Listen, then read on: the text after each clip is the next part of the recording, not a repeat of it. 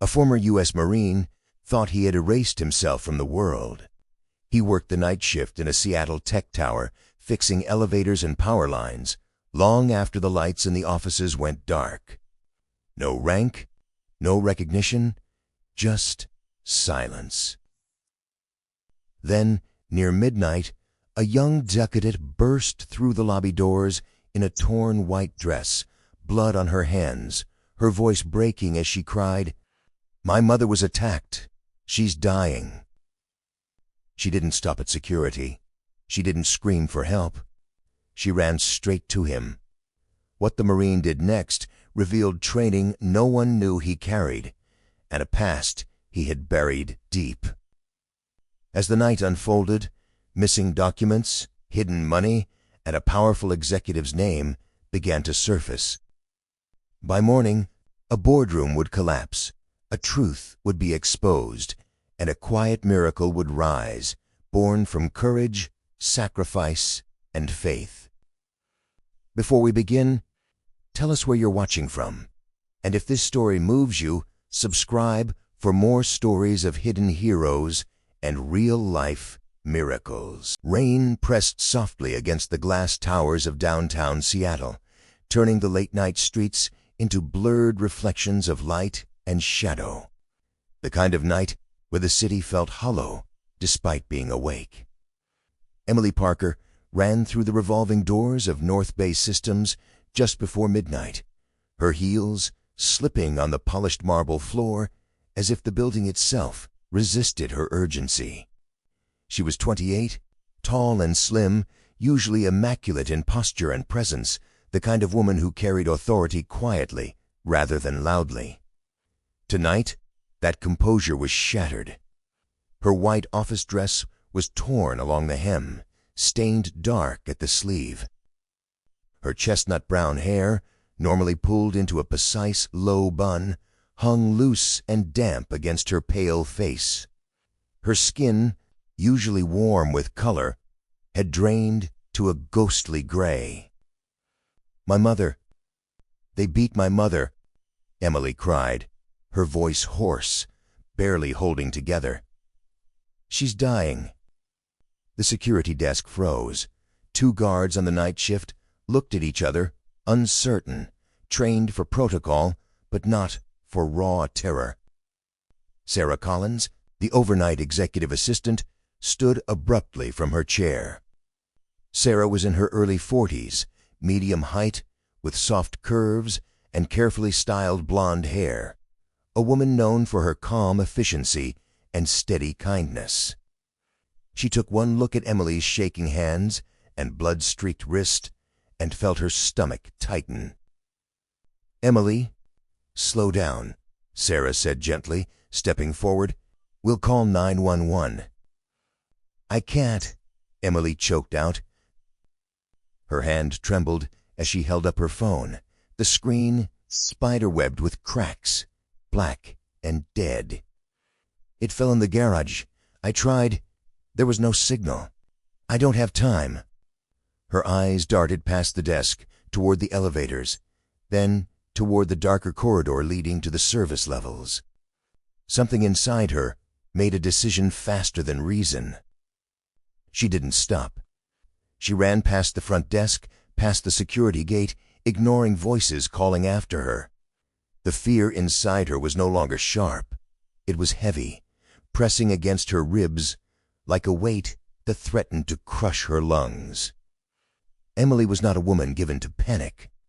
As head of financial analytics at North Bay, she lived in numbers, patterns, logic.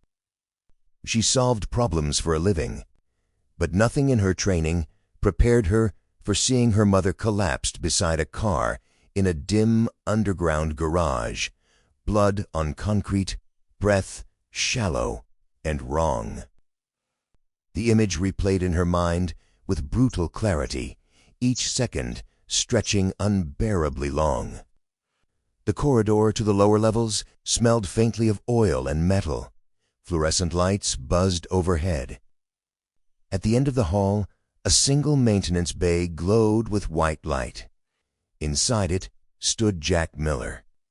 Jack was 45, broad-shouldered, built like a man who had spent years carrying more weight than tools.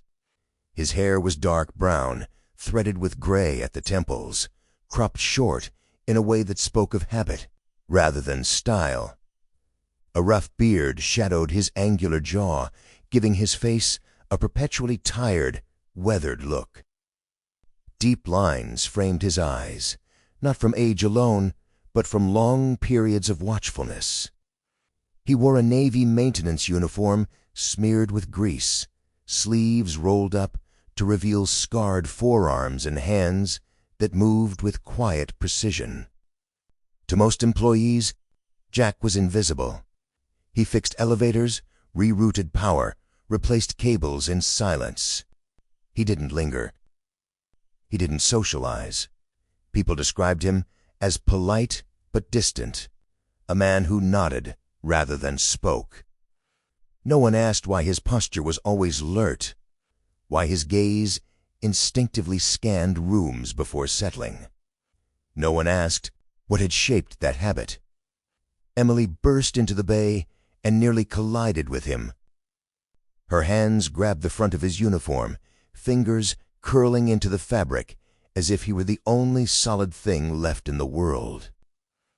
"Please," she gasped, tears streaking down her face without warning. "My mother. She's in the garage. She's not waking up.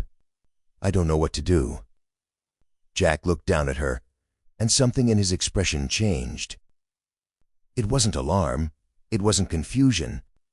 It was focus. His eyes moved quickly, taking in the blood on her sleeve, the way her breath came too fast, the way her knees threatened to buckle. His mind, trained long ago under harsher skies, shifted gears without ceremony. He set his tools down carefully, as if every movement mattered. "Listen to me," he said, his voice low but steady, cutting through the noise in her head. "Where is she?" "Sub-level 2, Emily whispered. "How long ago did it happen?" I don't know. A few minutes. Maybe more."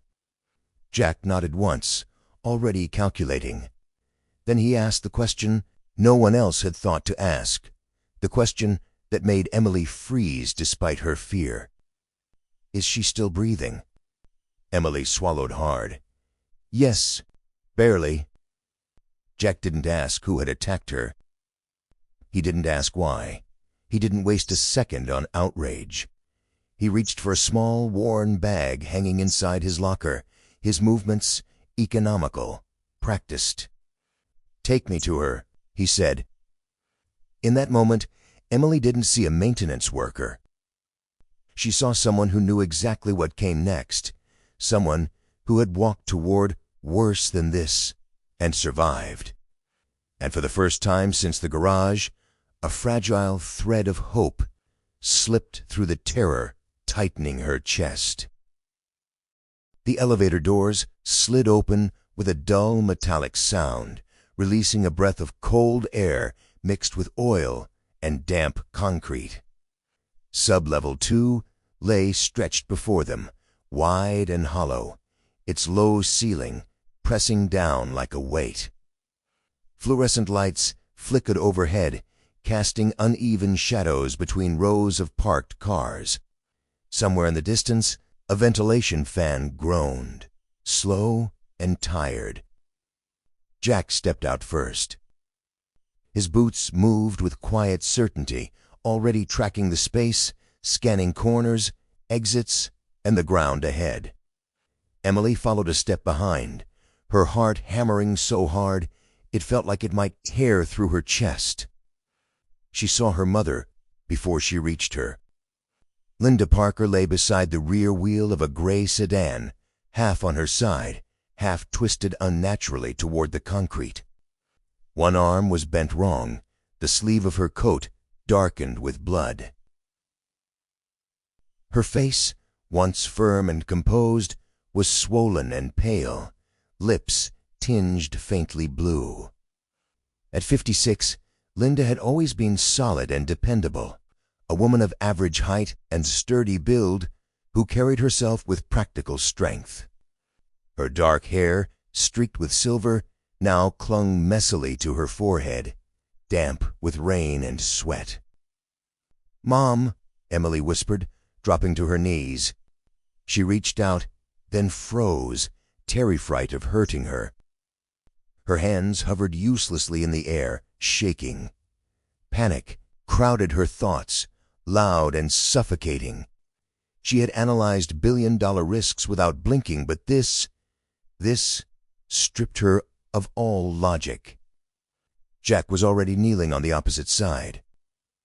"Emily," he said calmly, grounding her with the sound of her name. "Stay with me." He checked Linda's airway first, tilting her head only slightly, 2 fingers pressed to her neck, steady, precise. He counted silently, eyes focused, mind working fast. "She's breathing," he said, "shallow. Pulse is fast." Emily clutched at his words. That's good, right?" "It means she's fighting," Jack replied, "but she's losing blood." He traced the bruising forming along Linda's ribs, the way her abdomen tightened reflexively beneath his touch. Internal bleeding, likely. Dangerous. Silent. Jack looked up at Emily. "When did you find her?" "A few minutes ago," Emily said, her voice breaking. "I heard something, ran down, and she was already like this." Jack nodded once. "Ambulance will take 6 to 8 minutes, he said, not guessing, calculating. With injuries like these, minutes matter. The words landed heavily between them. Jack reached for the worn canvas bag slung at his side and unzipped it. Inside was not a jumble of tools, but order. Sterile gauze, compression bandages, gloves, a compact cervical collar, folded flat. It looked out of place in a parking garage, yet somehow exactly right in his hands. "I'm not treating her," he said, pulling on gloves. "I'm stabilizing, that's all." He packed gauze carefully against the cut on Linda's scalp, applying firm, practiced pressure until the bleeding slowed. His movements were economical, efficient, as if guided by muscle memory deeper than thought. He fitted the cervical collar around her neck, steadying her spine, then gently adjusted her position to keep her airway clear. Emily watched, breath held, fear slowly giving way to something fragile and unfamiliar. Trust. Jack shrugged out of his jacket and laid it over Linda, tucking it around her to preserve body heat. The gesture was unexpectedly gentle. Footsteps echoed from the ramp. 2 security guards hurried toward them. One of them, Mark Reynolds, was tall and broad-shouldered, his shaved head catching the harsh light. In his early 30s, Mark was known for strict adherence to procedure, a man who trusted protocols more than instincts. His eyes widened as he took in the scene. "I've called 911, Mark said quickly, his voice too loud in the enclosed space. "They're on the way." Jack didn't look up. "Good," he said. "Tell them possible head trauma, internal bleeding, fractured arm. Tell them she's unstable." Mark hesitated, then nodded, repeating the information into his radio. The siren reached them before the lights did. Red and white reflections danced across the concrete walls as the ambulance rolled in. 2 EMTs jumped out, moving fast. The lead paramedic was a woman in her early 40s, lean and sharp-eyed, dark hair pulled into a tight ponytail. Her name patch read, Melissa Grant. Years in emergency medicine had carved confidence into her posture. She assessed the scene in seconds. "Who did first response?" she asked. "I did," Jack replied, stepping back to give her space. Melissa knelt beside Linda, checking vitals, eyes narrowing slightly as she took in the cervical collar, the packed wound, the positioning. "Well done," she said, not as praise but acknowledgement. Her partner, a younger man with freckles and nervous energy, helped lift Linda onto the stretcher. As they secured straps, he leaned toward Melissa and murmured, almost to himself, "This looks like battlefield work." Melissa shot him a brief warning glance, then looked back at Jack, curiosity flickering behind her professionalism. "This isn't civilian first aid," she said quietly. Jack met her gaze for a moment, then looked away. Emily followed the stretcher as far as she could, her heart racing as the ambulance doors closed. The sirens faded into the night, carrying her mother away. She turned back to Jack, searching his face. He was already zipping his bag closed, returning to silence, as if nothing extraordinary had happened at all. Morning light crept through the narrow hospital window, pale and uncertain, touching the white walls as if afraid to linger. The steady rhythm of a heart monitor filled the room, slow and insistent, grounding Emily Parker in a reality that still felt unreal. Linda Parker lay unconscious but alive, tubes and wires tracing fragile paths across her chest and arms. Her face was swollen, marked with deep bruises that turned her skin shades of purple and yellow. Yet her breathing was stronger now, more even. The doctor had said the words Emily had been clinging to since dawn. She's stable. Not healed, not safe, but past the edge of death. Emily sat beside the bed, shoulders hunched, fingers wrapped tightly around a paper cup of cold coffee she hadn't tasted. In the quiet of the room, her mind replayed the night in fragments. The garage, the blood, Jack's steady voice. Fear slowly gave way to something colder. Questions. A soft knock came at the door before it opened. Detective Alan Brooks stepped inside, his movements careful, respectful of the space. He was in his late 40s, lean, with a long, angular face and tired gray eyes that suggested too many nights like this one. His dark hair was neatly combed, though streaked with silver at the temples, and a trimmed beard framed his mouth, giving him an air of calm authority. Brooks was known in the department as methodical, not dramatic, a man who trusted facts more than instincts, but never ignored either. "Parker," he said quietly, "may I speak with you?" Emily nodded and followed him into the hallway.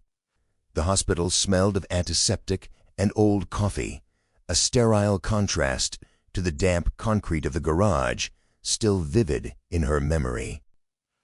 "We finished our initial sweep of the parking structure," Brooks began. "I want to be clear with you about what we found, and what we didn't." Emily folded her arms tightly, bracing herself.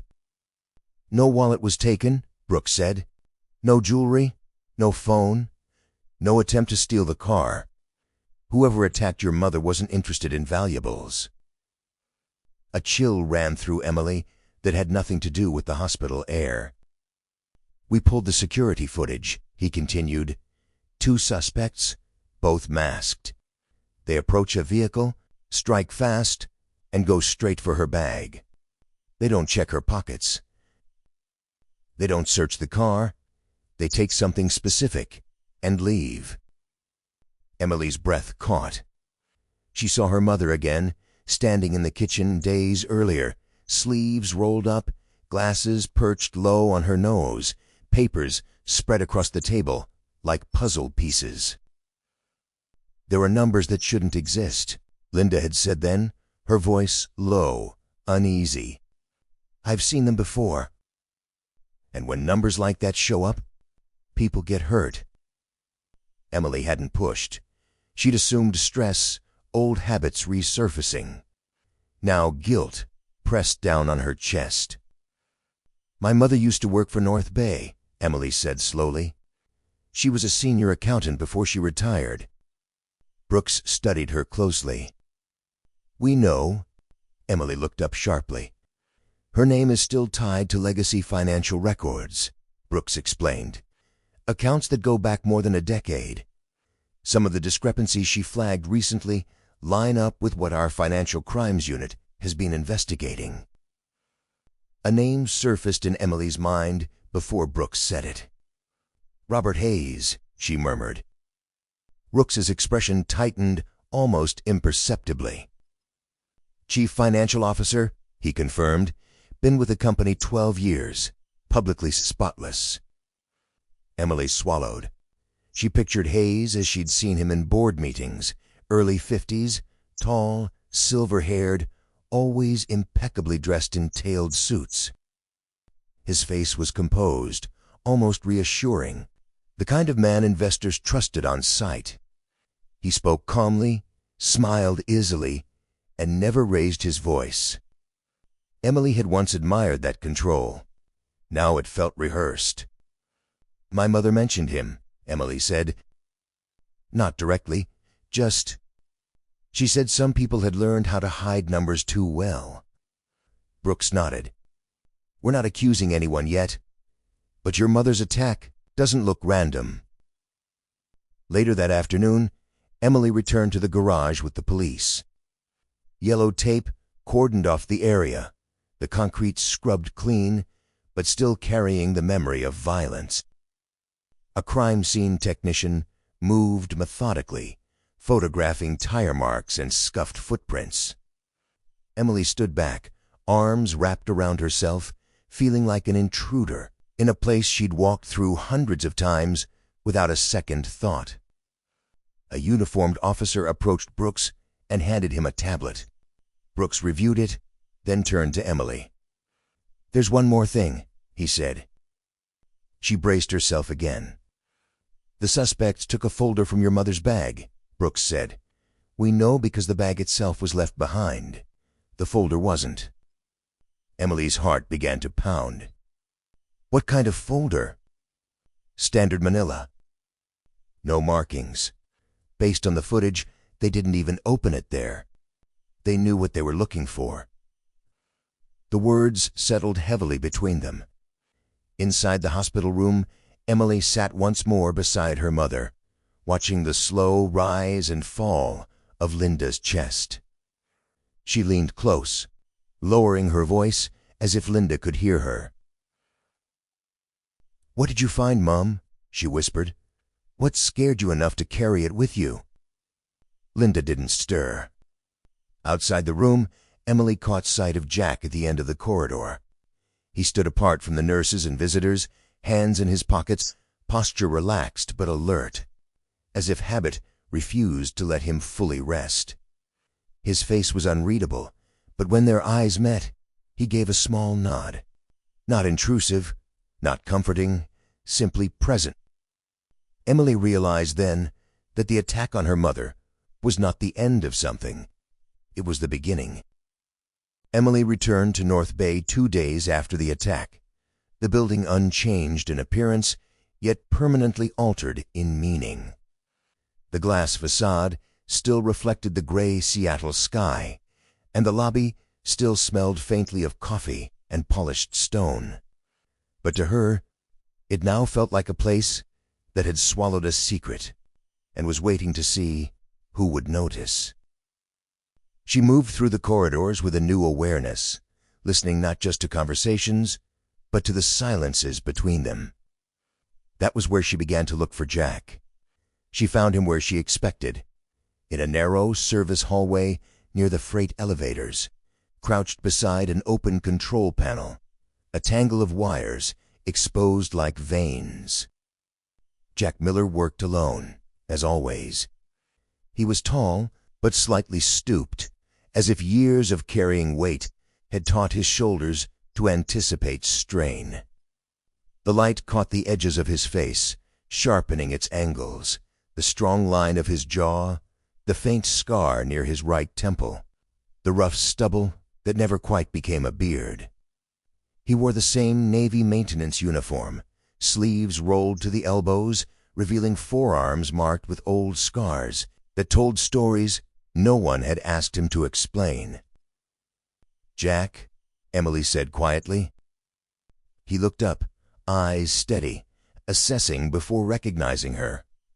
He didn't smile, but his expression softened just enough to acknowledge her presence. "Your mother?" "She's stable," Emily replied. "Still unconscious. Doctors say the next 24 hours matter." Jack nodded once, relief flickering briefly before he masked it. "Good." Emily hesitated, then spoke. "I need to understand who you are." Jack didn't bristle. He didn't retreat. He simply closed the panel and stood, wiping his hands on a rag with deliberate care.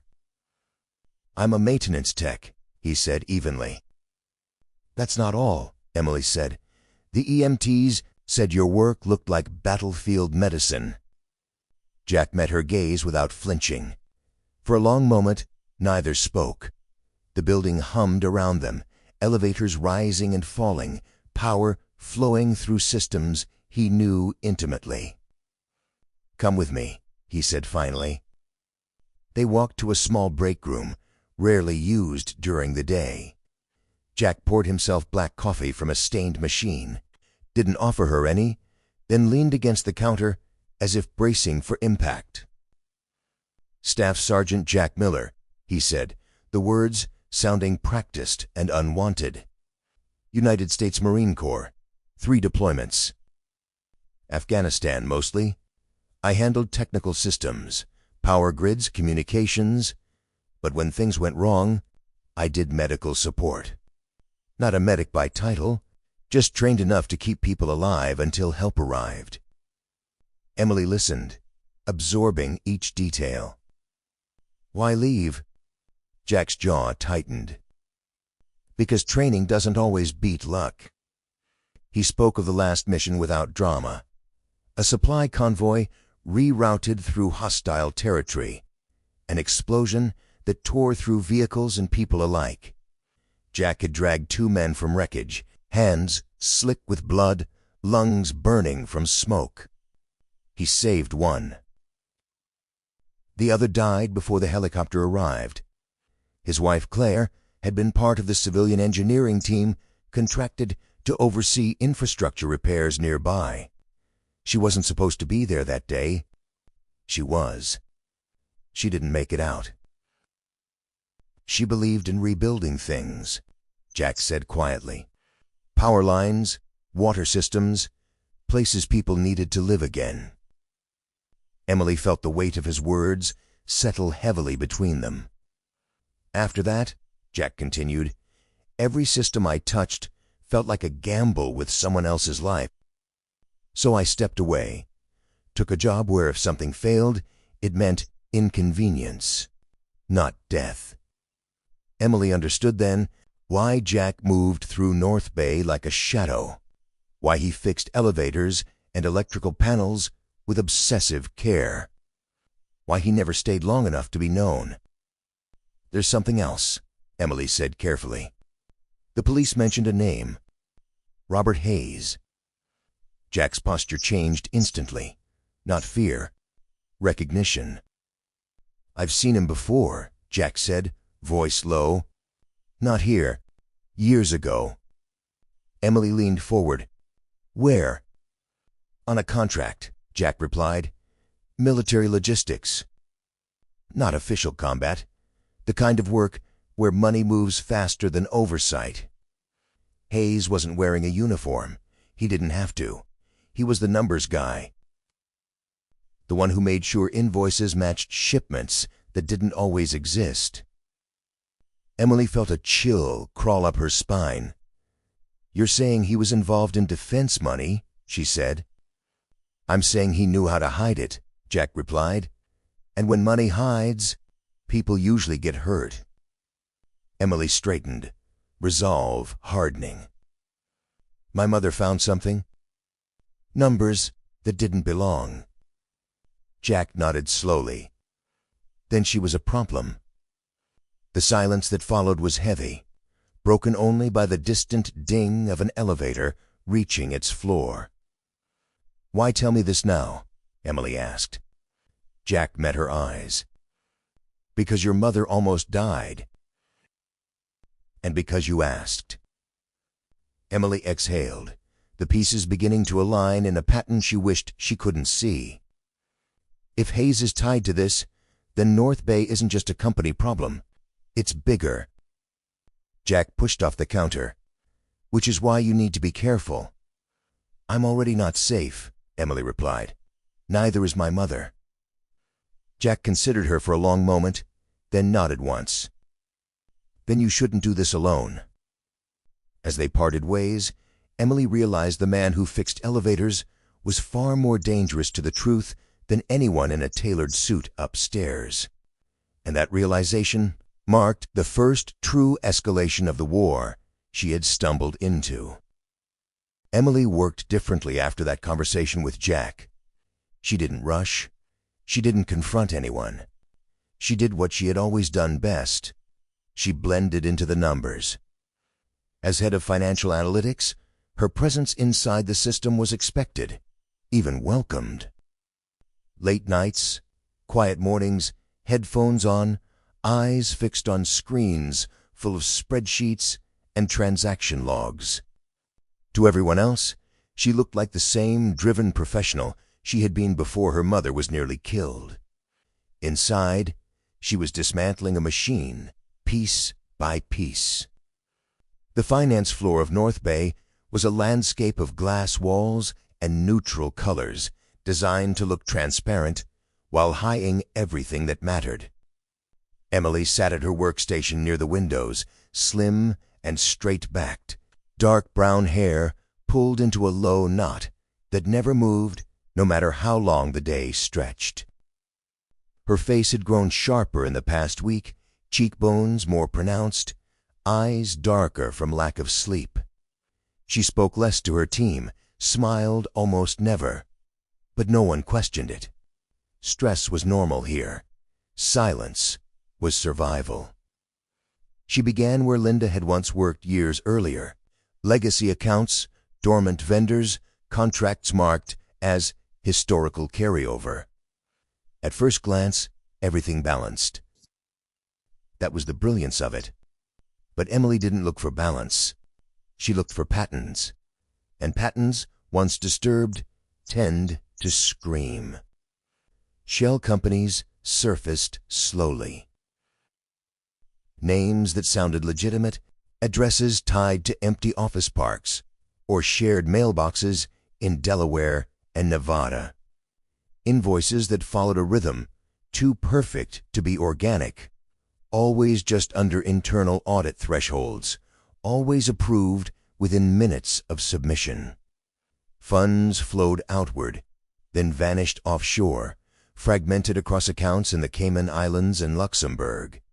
Tens of millions of dollars siphoned cleanly over years. Emily's hands trembled once when she realized the scale.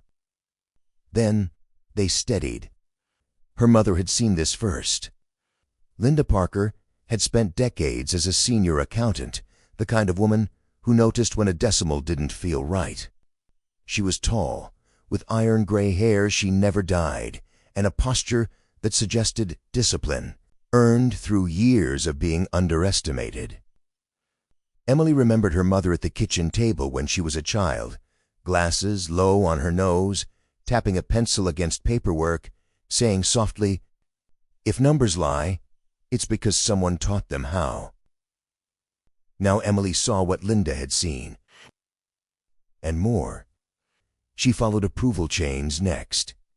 Digital signatures, internal authorizations, override logs. That was when the fear truly set in, not from what she found, but from who she found. Mark Reynolds. Her direct supervisor. Mark was the kind of man people trusted instinctively. Mid-40s, broad-shouldered, but soft around the edges.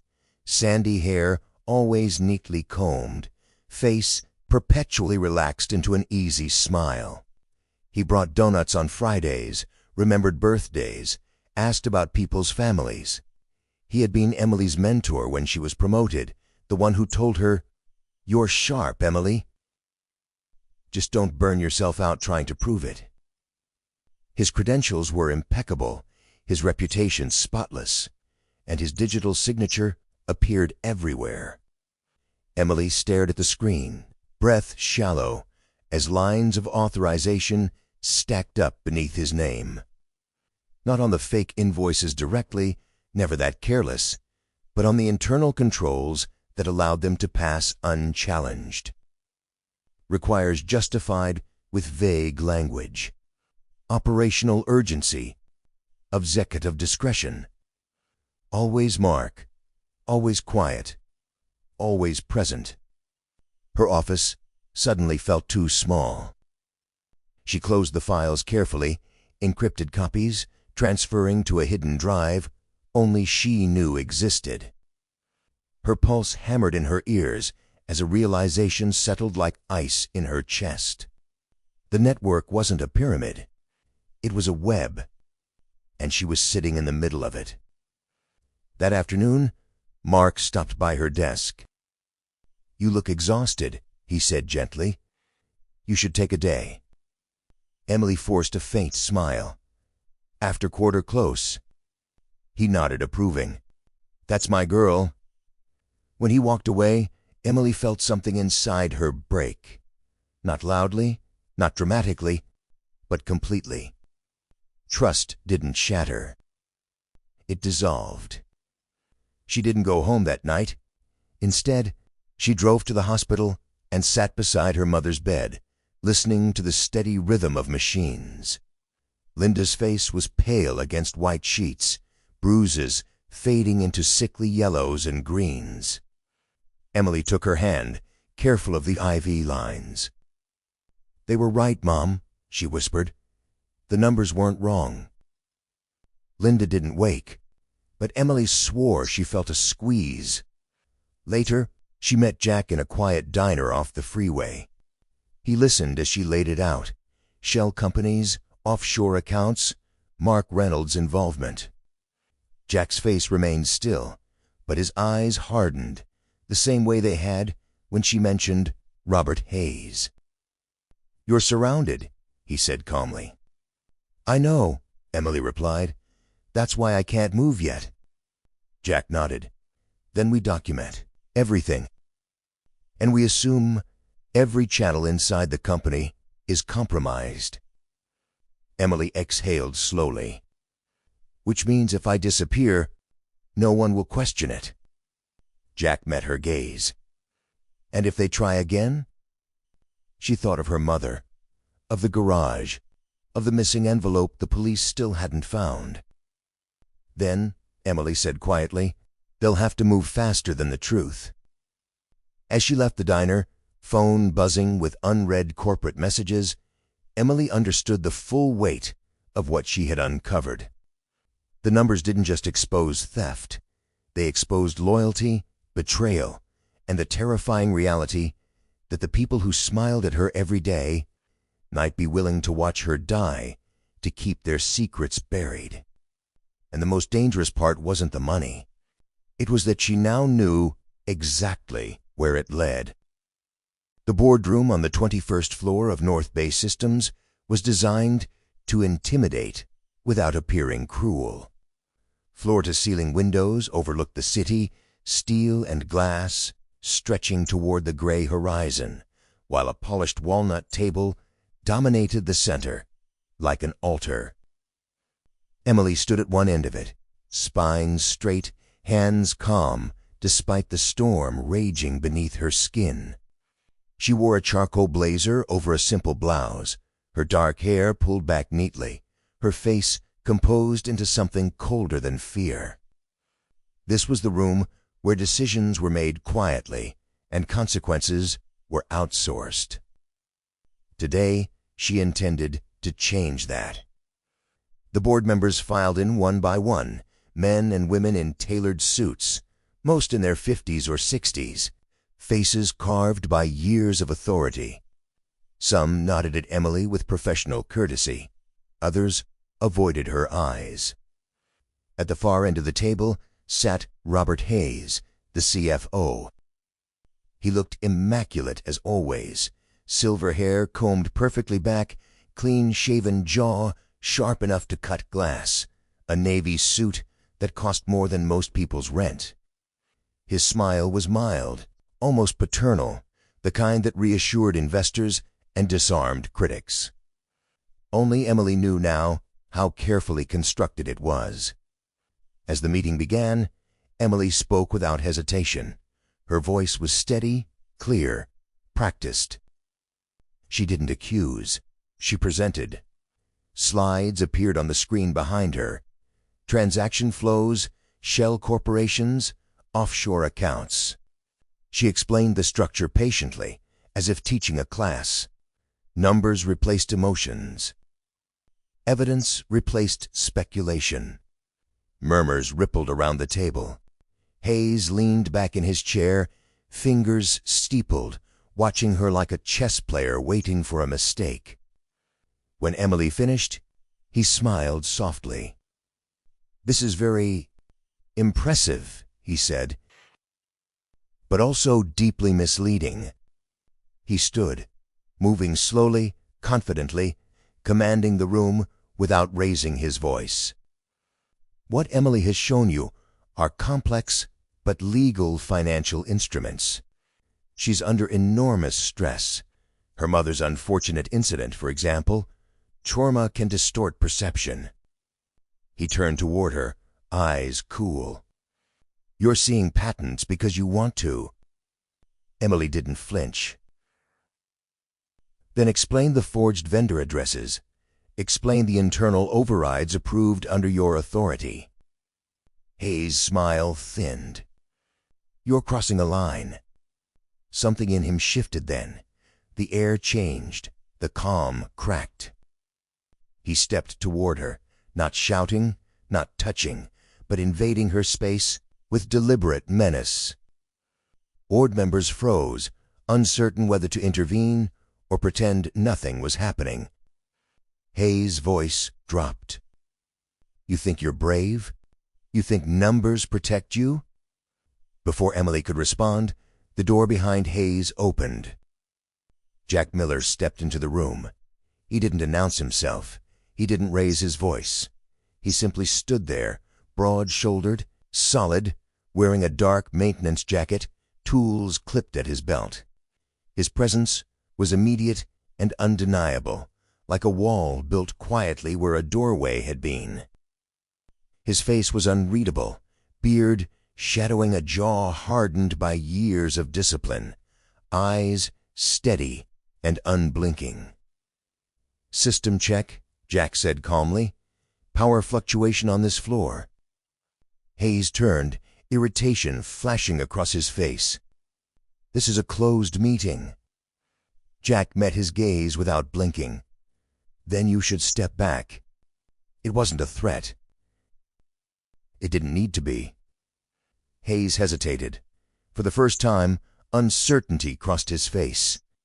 Something in Jack's posture, the stillness, the way he occupied space without aggression, triggered an instinct Hayes didn't understand, but respected. He took a half step back. That was when the doors opened again. This time, there was no ambiguity. 2 men and a woman in dark suits entered, badges visible. The woman in front was tall and athletic, dark hair pulled into a tight bun, eyes sharp and unyielding. Special Agent Karen Lopez, FBI. Her voice cut through the room like a blade. "Robert Hayes, you are under arrest for wire fraud, money laundering, conspiracy, and attempted murder." Gasps erupted. Chairs scraped back. Hayes's face went pale, then red. "This is absurd," he snapped. "You have no idea." The agents moved in, efficient and silent, coughing his wrists.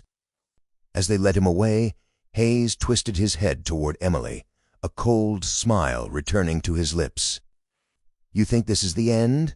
he said softly. "You don't even know who's behind this." Emily held his gaze, heart pounding, but she didn't look away. Jack remained where he was, watching until Hayes disappeared down the hallway. Only then did he exhale. The boardroom was silent. Emily closed her laptop slowly. Her hands were steady now. Whatever came next, the truth was no longer buried. Seattle learned to breathe again, in fragments. Rain returned first, soft and patient, washing the city without ceremony. It fell on glass towers and cracked sidewalks alike, as if nothing extraordinary had happened. Inside North Bay Systems, however, silence lingered long after Robert Hayes was taken away in handcuffs. It wasn't the empty kind of silence. It was the kind that follows an explosion when everyone is listening for what might still be burning beneath the floor. The investigation expanded quickly. Federal agents occupied entire sections of the building, suits and badges replacing tailored executives. Offices once filled with quiet ambition were stripped down to bare desks and sealed file cabinets. North Bay's name appeared in headlines beside words like systemic fraud and ongoing inquiry. The company survived, but only because it agreed to be remade. Board members resigned, departments were dissolved and rebuilt. Trust became a currency rarer than capital. Emily Parker stood at the center of that reconstruction, whether she wanted to or not. At 28, she looked older now, not from exhaustion alone, but from clarity. Her posture had changed, no longer rigid with the need to prove herself, but balanced, grounded. She wore her dark hair loose more often, the sharpness in her features softened by something steadier than confidence. People listened when she spoke, not because she was fearless, but because she was precise, and because she no longer flinched from the weight of responsibility. Leadership found her quietly. She didn't chase titles, she earned them in rooms where decisions mattered and excuses failed. When the interim CEO asked her to remain on the executive committee, she accepted without ceremony. Emily had learned that real authority wasn't about control. It was about endurance. Linda Parker recovered more slowly. Her body healed before her spirit did. Months of physical therapy rebuilt her strength, but it was retirement that finally gave her peace. She moved with deliberate grace now, silver hair worn proudly, her eyes clear and observant as ever. She chose not to return to North Bay, not even as a consultant. "I balanced enough books," she told Emily one evening, smiling gently. "Now I want to read the ones that don't end in numbers." Jack Miller watched all of this from the edges, as he always had. He declined interviews, declined internal recognition. When someone suggested an award ceremony, he shook his head once and went back to checking voltage levels and safety logs.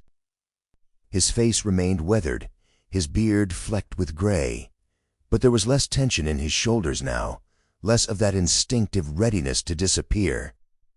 Emily found him late one evening as the rain thickened outside. The building was quiet, lights dimmed, the hum of systems steady and reassuring. Jack stood near an open elevator panel, hands resting at his sides, listening to the machinery the way some people listen to music. "They run clean now," he said without turning. "No delays, no stutter." Emily smiled faintly. "You always hear things before anyone else." Jack glanced at her, eyes thoughtful. "Habit." She hesitated, then spoke. "I've been asked to assemble a crisis advisory group. Security, internal risk, response protocols." Jack waited. "I want you," she said, "part-time. Advisor, not public-facing." Jack considered the offer carefully. He wasn't afraid of the work. He was afraid of what accepting it meant. Visibility, accountability, a step closer to the life he had once abandoned. "I don't want to be a hero," he said quietly. Emily nodded. I'm not asking you to be. I'm asking you not to hide." The rain outside intensified, tapping against the windows like a patient reminder. Jack looked at the elevator, then back at Emily. For the first time, he didn't immediately turn away from the light. "All right," he said, "but on my terms." That night, Seattle wrapped itself in rain. The elevators moved smoothly, carrying people home without incident. Hallway lights glowed warm and steady, reflections stretching across polished floors. Jack stood near the control panel, hands relaxed, watching the systems he had learned to trust again. He wasn't in the spotlight. He didn't need to be. He was simply closer to it than he had ever allowed himself to be before. And for the first time in a long while, that felt like enough. Sometimes, miracles do not arrive with thunder or light from the sky. Sometimes, they arrive quietly, through a steady hand in a moment of fear, through truth that refuses to stay buried, through courage that shows up when running would be easier. If you believe in God, then perhaps this is how He works most often, not by changing the world in an instant, but by placing the right people in the right moment and asking them to choose light over silence. In our daily lives, we may never face boardrooms or crimes this large, but we face smaller choices every day: to speak truth, to help, to stand when it's uncomfortable. If this story moved you, please share it with someone who needs hope. Leave a comment with where you're watching from, and subscribe to support more stories like this. May God bless you, protect your family, and guide your steps toward kindness and courage.